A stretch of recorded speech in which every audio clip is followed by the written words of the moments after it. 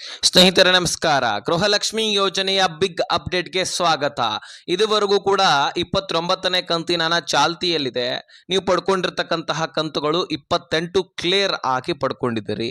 ಇನ್ನೊಬ್ಬೊಬ್ರು late ಆಗಿ application ಹಾಕಿರ್ತೀರಿ, ಹೀಗಾಗಿ ಒಂದೆರಡು ಕಂತುಗಳನ್ನು ಕೂಡ ಮಿಸ್ ಆಗಿರತ್ತೆ. ಅದ್ರ ಬಗ್ಗೆ ನಾವು ಮುಂದೆ ಚರ್ಚೆ ಮಾಡೋಣ.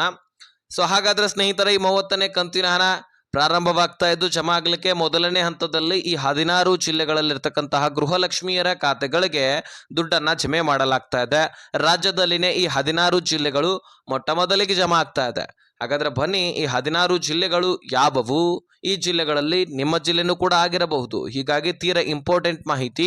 ರಾಜ್ಯದ ಎಲ್ಲ ಗೃಹಲಕ್ಷ್ಮಿಯರು ಕೂಡ ಈ ವಿಡಿಯೋನ ಆದಷ್ಟು ಮಿಸ್ ಮಾಡದೆ ಕೊನೆವರೆಗೂ ವಾಚ್ ಮಾಡಿದ್ರೆ ಗೃಹಲಕ್ಷ್ಮಿ ಯೋಜನೆಯಲ್ಲಿ 2 ದೊಡ್ಡ ಬದಲಾವಣೆಗಳಾಗ್ತಾ ಇದೆ. ಬಿಗ್ ಅಪ್ಡೇಟ್ ಅಂತಾನೆ ಹೇಳಬಹುದು. ಅದರ ಬಗ್ಗೆನೂ ಕೂಡ ಈ ವಿಡಿಯೋದಲ್ಲಿ ತಿಳಿಸಿಕೊಡ್ತೀನಿ. ಲಕ್ಷಾಂತರ ಫಲಾನುಭವಿಗಳನ್ನ ತೆಗೆದಾಕ್ತಾ ಇದ್ದಾರೆ, ವೆರಿಫಿಕೇಶನ್ ಆಗ್ತಾ ಇದೆ. ಅದರಲ್ಲಿ ನೀವು ಕೂಡ ಸಿಕ್ಕಾಕೊಳ್ತೀರಿ. ಅನುಮಾನ ಬಂದರೂ ಸಹಿತ ನಿಮ್ಮನ್ನ ತೆಗೆದಾಕ್ತಾ ಇದ್ದಾರೆ. ಅದಕ್ಕೆ ಕಾರಣವೇನು? ಎಲ್ಲ ಬದಲಾವಣೆಗಳ ಬಗ್ಗೆ ಈ ವಿಡಿಯೋದಲ್ಲಿ ಚರ್ಚೆ ಮಾಡೋಣ ಸ್ನೇಹಿತರೆ. ವಿಡಿಯೋನ ನೀವು ಆದಷ್ಟು ಕೊನೆವರೆಗೂ ವಾಚ್ ಮಾಡಿದ್ರೆ ಎಲ್ಲ ಮಾಹಿತಿಗಳು ಕೂಡ ಅರ್ಥ ಆಗತ್ತೆ. ಹಾಗಾದ್ರೆ ಸ್ನೇಹಿತರೆ, ಈ ಗೃಹಲಕ್ಷ್ಮಿ ಯೋಜನೆಯಲ್ಲಿ ಇದುವರೆಗೂ ಕೂಡ 28 ಕಂತುಗಳು ಕ್ಲಿಯರ್ ಆಗಿದೆ. 29ನೇ ಕಂತಿನ ಬರ್ತಾ ಇದೆ. ಅದನ್ನ ನಾವು ಕನ್ಸಿಡರ್ ಯಾವಾಗ ಮಾಡಬೇಕು ಕ್ಲಿಯರ್ ಆಗಿದೆ ಅಂತ? ಕ್ಲಿಯರ್ ಆದ ಮೇಲೆನೆ. ಹಾಗಾಗಿ 28 ಕಂತುಗಳು ಕ್ಲಿಯರ್ ಆಗಿದೆ. 56,000 ದುಡ್ಡನ್ನ ಪ್ರತಿಯೊಬ್ಬ ಮಹಿಳೆಯರು ಕೂಡ ಪಡ್ಕೊಂಡಿದ್ದೀರಾ? ಖಂಡಿತವಾಗ್ಲೂ ಇಲ್ಲ. ಯಾಕಂದ್ರೆ ಒಬ್ಬೊಬ್ರು ಲೇಟ್ ಆಗಿ ಅಪ್ಲಿಕೇಶನ್ ಹಾಕಿರ್ತೀರಿ. ಯಾಕಂದ್ರೆ ಆಧಾರ್ ಕಾರ್ಡು ಲಿಂಕ್ ಆಗಿರೋದಿಲ್ಲ ಬ್ಯಾಂಕ್ ಪಾಸ್ಬುಕ್ಗೆ, ಅಥವಾ KYC ಆಗಿರೋದಿಲ್ಲ, ಅಥವಾ ಬ್ಯಾಂಕ್ ಅಕೌಂಟ್ ಚಾಲ್ತಿಯಲ್ಲಿರೋದಿಲ್ಲ. ಹೀಗೆ ಅನೇಕ ಕಾರಣಗಳು ಗೃಹಲಕ್ಷ್ಮಿ ಯೋಜನೆಯ ಅಪ್ಲಿಕೇಶನ್ ಹಾಕುವಾಗ ಪ್ರಾರಂಭದಲ್ಲಿ ಕಂಡು ಬಂದಿದ್ವು. ಅಷ್ಟರ ಒಳಗಾಗಿ ಅಂದ್ರೆ ನೀವು ಸರಿಪಡಿಸ್ಕೊಳ್ಳೋದ್ರ ಒಳಗಾಗಿ 2ರಿಂದ 3 ಕಂತುಗಳು ಕ್ಲಿಯರ್ ಆಗಿರುತ್ತೆ.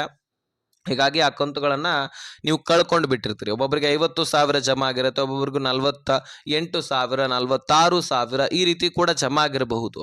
ಒಟ್ಟಾರೆಯಾಗಿ ನಿಮಗೆ ಎಷ್ಟು ಜಮಾ ಆಗಿದೆ, ಇದರಿಂದ ನೀವು ಏನು ಉಪಯೋಗ ಮಾಡ್ಕೊಂಡಿದ್ದೀರಿ?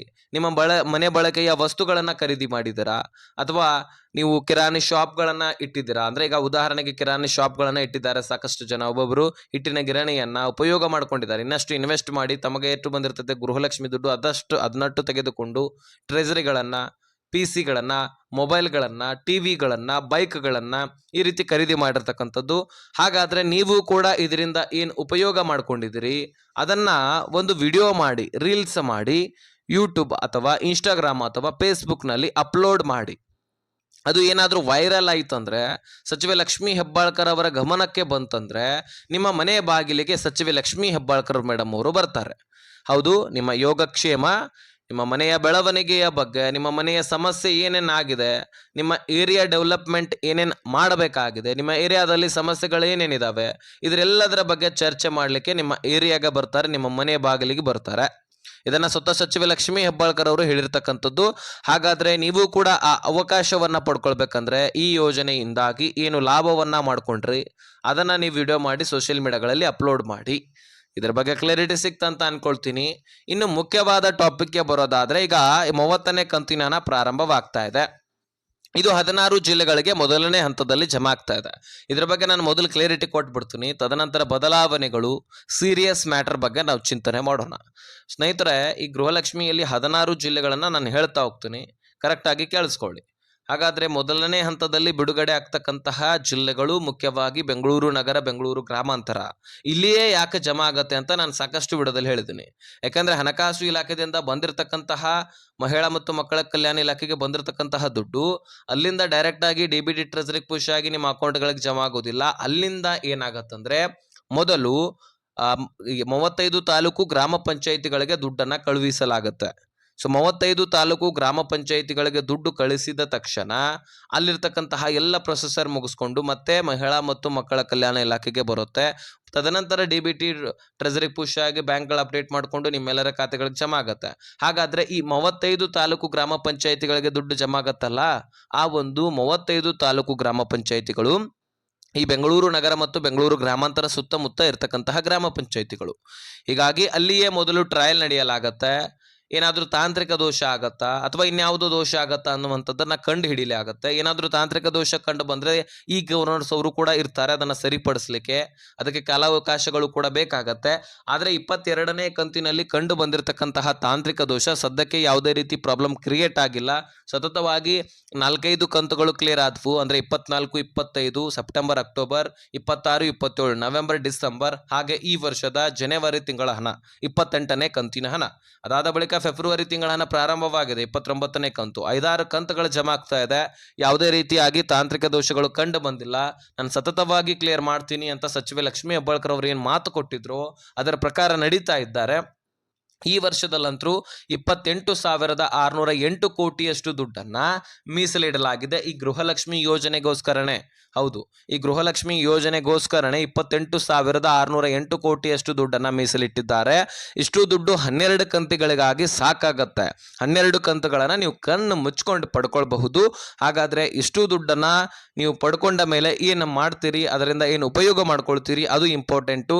ಅದನ್ನ ದುರುಪಯೋಗ ಮಾಡ್ಕೊಳ್ಬೇಡಿ. ಮಹಿಳೆಯರಂತರೂ ಅದನ್ನ ಸದುಪಯೋಗನೇ ಮಾಡ್ಕೊಳ್ತಾರೆ ಖಂಡಿತವಾಗ್ಲೂ. ಆಲ್ಮೋಸ್ಟ್ ಏನಾದರೂ ಮನೆ ಖರೀದಿಗೆ ಅಥವಾ ಅಂದ್ರೆ ಮನೆ ಬಳಕೆಯ ವಸ್ತುಗಳ ಖರೀದಿಗಾಗಿ ಇಟ್ಟಿರ್ತಾರೆ ಹೆಚ್ಚಾನೆಚ್ಚು. ಇನ್ನು ನೀವು ಏನು ಉಪಯೋಗ ಮಾಡ್ಕೊಂಡಿದ್ರೆ ಅದನ್ನ ಕಮೆಂಟ್ ಮಾಡಿ. ಇನ್ನು ಮೇನ್ ಟಾಪಿಕ್ಗೆ ಬರೋದಾದ್ರೆ ಸ್ನೇಹಿತರೆ, ನಿಮಗೆ ಒಂದು ವಿಷಯ ಹೇಳ್ತೀನಿ. ಲಕ್ಷಾಂತರ ಫಲಾನುಭವಿಗಳನ್ನ ಈ ಗೃಹಲಕ್ಷ್ಮಿ ಯೋಜನೆಯಿಂದ ತೆಗೆದಾಕ್ತಾ ಇದ್ದಾರೆ. ಇದು ಸೇಮ್ ಟು ಸೇಮ್ ಪಿಂಚಣಿ ಯೋಜನೆಯಲ್ಲಿ ಕೂಡ ನಡೆದಿತ್ತು. ಸುಮಾರು 23 ಲಕ್ಷ ಫಲಾನುಭವಿಗಳನ್ನ ಪಿಂಚಣಿ ಯೋಜನೆಯಿಂದ ತೆಗೆದಾಕಿದ್ದಾರೆ. ಇನ್ನು ಗೃಹಲಕ್ಷ್ಮಿ ಯೋಜನೆಯಿಂದ ಇನ್ನೂ ಎಷ್ಟು ಲಕ್ಷ ಫಲಾನುಭವಿಗಳನ್ನು ತೆಗೆದಾಕ್ತಾರೆ ಗೊತ್ತಿಲ್ಲ. ಸಾಕಷ್ಟು ರೂಲ್ಸ್ಗಳ ಮೇಲೆ ರೂಲ್ಸ್ಗಳನ್ನು ತಂದು ತೆಗೆದಾಕಿದ್ದಾರೆ. ಆದರೆ ಈ ಇದು ರೂಲ್ಸ್ ಅನ್ಸೋದಿಲ್ಲ, ಇದು ವೆರಿಫಿಕೇಶನ್ ಅನ್ಸ್ಬಿಡುತ್ತೆ. SIR ಪ್ರಕ್ರಿಯೆ ಕೂಡ ನಡೀತಾ ಇದೆ, ನಿಮ್ಮ ಗಮನದಲ್ಲಿರಬಹುದು. ಅದು ಬಾಂಗ್ಲಾದೇಶೀಯರು ನಮ್ಮ ರಾಷ್ಟ್ರದಲ್ಲಿ ಬಂದು ನುಸುರುಕೋರರು ಇಲ್ಲಿ ಬಂದು ತಮ್ಮ ಒಂದು ದೇಶ ಇರುವ ಹಾಗೆ ಬದುಕ್ತಾ ಇದ್ದಾರೆ. ಸೊ ಹಾಗಾಗಿ ಅವರನ್ನ ಹೊರಗೆ ಹಾಕಲಿಕ್ಕೆ ಈ ಒಂದು ವ್ಯವಸ್ಥೆ ನಡೀತಾ ಇದೆ. ಚುನಾವಣೆ ಆಯೋಗ ಈ ಕೆಲಸ ಮಾಡ್ತಾ ಇದೆ. ಅದರಲ್ಲಿ ಸಾಕಷ್ಟು ಜನ ಸಿಕ್ಕಿರ್ತಕ್ಕಂಥದ್ದು. ಇನ್ನು ಬಹಳಷ್ಟು ಜನ ತೀರಿ ಹೋಗಿದ್ರು ಸಹಿತ, ಮುಖ್ಯಸ್ಥೆಯರು, ಮನೆಯ ಯಜಮಾನಿಯರು ತೀರಿ ಹೋಗಿದ್ರು ಸಹಿತ ಅವರ ಹೆಸರಿನಲ್ಲಿ ಇನ್ನೂ ಕೂಡ ಸರ್ಕಾರ ಗೃಹಲಕ್ಷ್ಮಿ ದುಡ್ಡು ಜಮಾ ಆಗ್ತಾ ಇದೆ. ಯಾಕೆ ಅಂತ ಕೇಳೋದಾದ್ರೆ ಅವರ ಹೆಸರಿನಲ್ಲಿ ಮರಣ ಪ್ರಮಾಣ ಪತ್ರ ಬಂದಿರೋದಿಲ್ಲ, ಇವರು ಕುಟುಂಬಸ್ಥರು ತೆಗೆಸಿರೋದಿಲ್ಲ. ಹೀಗಾಗಿ ಹಾಗೆ ಗೃಹಲಕ್ಷ್ಮಿ ದುಡ್ಡನ್ನ ಪಡ್ಕೊಳ್ತಾ ಇರ್ತಾರೆ. ಒಂದು ವೇಳೆ ಈ ರೀತಿ ಯಾರ್ಯಾರು ಮಾಡ್ತಾ ಇದ್ದೀರಿ ಅಂದ್ರೆ ಗೃಹಲಕ್ಷ್ಮಿ ದುಡ್ಡು ಬೇಕಂತ ಹೇಳ್ಬಿಟ್ಟು ಈ ರೀತಿ ನೀವು ಮಾಡ್ತಾ ಇರ್ತೀರಿ. ಹಾಗಾಗಿ ಸರ್ಕಾರ ಏನ್ ಮಾಡತ್ತೆ, ನಿಮ್ಮ ಇಡೀ ರೇಷನ್ಸ್ ಕಾರ್ಡ್ ಅನ್ನೇ ರದ್ದು ಮಾಡತ್ತೆ. ನಿಮಗೆ ಯಾವುದೇ ರೀತಿ ಅಕ್ಕಿ ಸಿಗೋದಿಲ್ಲ, ಯಾವುದೇ ರೀತಿ ಸೌಲಭ್ಯಗಳು ಸಿಗದ ಹಾಗೆ ಮಾಡತ್ತಂತೆ. ಯಾಕಂದ್ರೆ ಈಗಾಗಲೇ ಬಹಳಷ್ಟು ಜನ ಗೃಹಲಕ್ಷ್ಮಿ ದುಡ್ಡು ಜಮಾ ಆಗ್ತಾ ಇದೆ. ಆಗ್ಲಿ ನಾವು ATM ಮುಖಾಂತರ ತೆಗೆದುಕೊಳ್ಳೋಣ, ATM ಪಿನ್ ನಮಗೆ ಗೊತ್ತಿದೆ ಅಂದ್ರೆ ಮುಖ್ಯಸ್ಥೆಯ ATM ಆಕ್ಟಿವ್ ಇರುತ್ತೆ. ಯಾಕಂದ್ರೆ ಮರಣ ಪ್ರಮಾಣ ಪತ್ರನೇ ತೆಗೆಸಿರೋದಿಲ್ಲ, ಹೀಗಾಗಿ ಎಲ್ಲ ಡಾಕ್ಯುಮೆಂಟ್ಸ್ಗಳು ಆಕ್ಟಿವ್ ಇರ್ತವೆ. ATM ಕಾರ್ಡ್ಗೆ ಏನು ಥಂಬ್ ಬೇಕಾಗಿಲ್ಲ, ಅದರ ಪಿನ್ ಇದ್ರೆ ಸಾಕು. ಹೀಗಾಗಿ ಸಾಕಷ್ಟು ಕುಟುಂಬಸ್ಥರು ಈ ರೀತಿ ಮಾಡ್ತಾ ಇರೋದು ಸರ್ಕಾರದ ಗಮನಕ್ಕೆ ಬಂದಿದೆ. ಹೀಗಾಗಿ ವೆರಿಫಿಕೇಶನ್ ಮಾಡ್ತಾ ಯಾರು ಬದುಕಿಲ್ಲ ನೋಡಿ ಅವರನ್ನ ತೆಗೆದಾಕ್ತಾ ಇದೆ. ಯಾರು ಈ ರೀತಿ ಹೀಗೆ ಸಾಕಷ್ಟು ದಿನಗಳಿಂದ ತಿಂಗಳಿನಿಂದ ದುಡ್ಡನ್ನ ಪಡ್ಕೊಳ್ತಾ ಇದ್ರಿ, ನಿಮ್ಮ ಟೋಟಲಿ ರೇಷನ್ಸ್ ಕಾರ್ಡ್ಗಳನ್ನೇ ರದ್ದು ಮಾಡಲಾಗ್ತಾ ಇದೆ. ಬೇಗನೆ ಮುಖ್ಯಸ್ಥೆಯಲ್ಲಿ ಅಂದ್ರೆ ಈಗ ಮನೆಯಲ್ಲಿ ಇನ್ನೊಬ್ರು ಹೆಣ್ಣು ಮಕ್ಕಳಿದ್ರೆ ಅವರ ಹೆಸರನ್ನ ಸೇರ್ಪಡೆ ಮಾಡ್ಕೊಳ್ಳಿ, ಏನ್ ತೊಂದರೆ ಇಲ್ಲ. ನೀವು ಹೀಗೆ ದುಡ್ಡನ್ನ ಪಡ್ಕೊಳ್ತಾ ಹೋದ್ರೆ ನಿಮ್ಮ ರೇಷನ್ ಕಾರ್ಡ್ನ ನಾವು ರದ್ದು ಮಾಡೋದು ಖಂಡಿತ. ಇನ್ನು 2 ರೇಷನ್ಸ್ ಕಾರ್ಡ್ಗಳನ್ನ ಹೊಂದಿರತಕ್ಕಂತಹ ಫಲಾನುಭವಿಗಳ ರೇಷನ್ ಕಾರ್ಡ್ಗಳನ್ನು ಕೂಡ ನಾವು ರದ್ದು ಮಾಡ್ತೀವಿ. ಒಂದು ರೇಷನ್ ಕಾರ್ಡ್ ನಲ್ಲಿ ನೀವು ಹೆಸರನ್ನ ಸೇರ್ಪಡೆ ಮಾಡ್ಕೊಳ್ಬಹುದು ಒಂದೇ ಮನೆಯಲ್ಲಿ ವಾಸವಾಗಿದ್ರೆ. ನೀವು 2 ಮನೆಗಳಲ್ಲಿ ವಾಸವಾಗಿದ್ರೆ ಬೇರೆ ವಿಷಯ. ಆದ್ರೆ ಒಂದೇ ಮನೆಯಲ್ಲಿ ಇದ್ಕೊಂಡು 2 ಅಥವಾ 3 ರೇಷನ್ ಕಾರ್ಡ್ಗಳನ್ನ ನೀವು ಮಾಡಿಸ್ಕೊಂಡಿದ್ರೆ ಸರ್ಕಾರಕ್ಕೆ ಲಾಸ್. ಇದು ಒಂದು ರೇಷನ್ ಕಾರ್ಡ್ ನಲ್ಲಿ ಸೇರ್ಪಡೆ ಮಾಡ್ಕೊಂಡ್ರೆ ನಿಮಗೆ 2,000 ಜಮಾ ಆಗತ್ತೆ. ಆದ್ರೆ 3 ರೇಷನ್ಸ್ ಕಾರ್ಡ್ಗಳನ್ನ ಮಾಡಿಸ್ಕೊಂಡ್ ಬಿಡ್ತೀರಿ, ಅಣ್ಣ ತಮ್ಮಂದಿರು ಮತ್ತೆ ಹಿರಿಯ ನಾಗರಿಕರು ಅಂದ್ರೆ ತಂದೆ. ಇದರಿಂದಾಗಿ ಏನಾಗುತ್ತೆ, ಸರ್ಕಾರ 2,000 ಜಮಾ ಮಾಡೋದ್ರಲ್ಲಿ 6,000 ಜಮಾ ಮಾಡಬೇಕಾಗತ್ತೆ. 50,000 ರೂಪಾಯಿ ಜಮಾ ಮಾಡೋದ್ರಲ್ಲಿ 1,50,000 ಜಮಾ ಮಾಡಬೇಕಾಗತ್ತೆ. ಹೀಗಾಗಿ 1 ಲಕ್ಷ ರೂಪಾಯಿ ಸರ್ಕಾರಕ್ಕೆ ಲಾಸ್. ಹೀಗಾಗಿ ಕೋಟಿಗಟ್ಟಲೆ ಫಲಾನುಭವಿಗಳು ಈ ರೀತಿ ಮಾಡ್ತಾ ಇರುವಂತಹ ಕಾರಣಕ್ಕಾಗಿ ಸರ್ಕಾರ ತುಂಬಾನೇ ಲಾಸ್ ಅನುಭವಿಸ್ತಾ ಇದೆ. ಹೀಗಾಗಿ ವೆರಿಫಿಕೇಶನ್ ಮೇಲೆ ವೆರಿಫಿಕೇಶನ್ ಮಾಡ್ತಾ ಇದೆ. ನೀವು ಕೂಡ ಹೇಗೆ ಮಾಡ್ತಾ ಇದ್ರೆ ಅದನ್ನ ಸರಿಪಡಿಸ್ಕೊಳ್ಳಿ, ಇಲ್ಲಾಂದ್ರೆ ರೇಷನ್ ಕಾರ್ಡ್ ರದ್ದಾಗತ್ತೆ. ಇದು ಸರ್ಕಾರ ಕೊಟ್ಟಿರ್ತಕ್ಕಂತಹ ಎಚ್ಚರಿಕೆ ನಾನು ನಿಮ್ಗೆ ತಲುಪಿಸಿದ್ದೀನಿ ಅಷ್ಟೇ. ಸೊ ವಿಡಿಯೋ ನೋಡಿದಕ್ಕಂತೂ ಧನ್ಯವಾದ. ಇದೇ ರೀತಿ ಅಪ್ಡೇಟ್ಗಾಗಿ ಸಬ್ಸ್ಕ್ರೈಬ್ ಮಾಡಿಕೊಂಡು ನೋಟಿಫಿಕೇಶನ್ ಆಲ್ ಅಂತ ಸೆಟ್ ಮಾಡ್ಕೊಳ್ಳಿ. ಈ ವಿಷಯವನ್ನು ಆದಷ್ಟು ಎಲ್ಲ ಗೃಹಲಕ್ಷ್ಮಿಯರಿಗೆ ಶೇರ್ ಮಾಡಿ, ಹಾಗೆ ಸಬ್ಸ್ಕ್ರೈಬ್ ಮಾಡಿ.